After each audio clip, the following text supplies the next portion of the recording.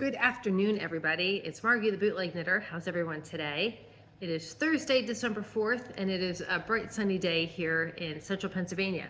So today I want to go over the parts of the rigid heddle loom. Last time we talked about how to figure out how much yardage you need for your project. So I'm going to be starting a new project on my rigid heddle. It's just going to be a mug rug. They're absolutely adorable. I'll show them to you in the next video. But I just want to go over the parts real quick so that way you understand what a rigid heddle is. It's a very simple loom. If you've ever done a pot holder, that's very similar to what we're going to be doing here. But instead of manually going over and under, the rigid heddle does that for you. So let me pull you over here. So right here is my rigid heddle loom. Okay? This is the heddle right here. The heddle, yes. So there we go, that's the heddle. Then if you come to the side, this is the back beam. Right here is the back beam. So when you put it to set it up, the back beam is facing you.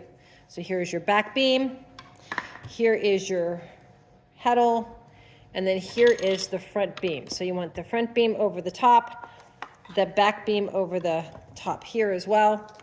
And then you have these little clamps, and with these little clamps, all you do is you take them and put them in the hole, and then you tighten up the wing nut so that it holds your rigid heddle in place.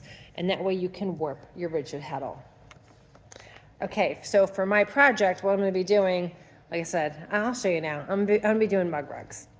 So I have one over here, they're so cute. I have an anchor,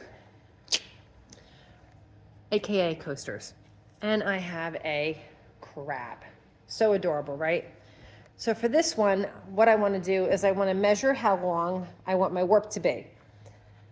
So my little mug rugs are 6 by 6, approximately 6 by 6. So I want to do a whole bunch. I want to just be able to do a whole bunch. So 6 by 6, if I want to do 60, I need at least, I'm sorry, I want to do 10, I need at least 60 inches. But remember, there's also space between, so let's make that 70. Now you figure 10 inches of waist in the beginning, 10 inches of waist on the end. That makes that 90. But I want to do a couple extra, so I want to put on at least 100 inches of warp on this loom.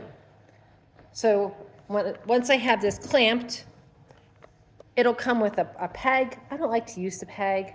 So what I do is I will take a tape measure from here, and I will actually use my dining room chair, and I will take it back, and I will take a tape measure, and I will measure from there around to the back of the chair.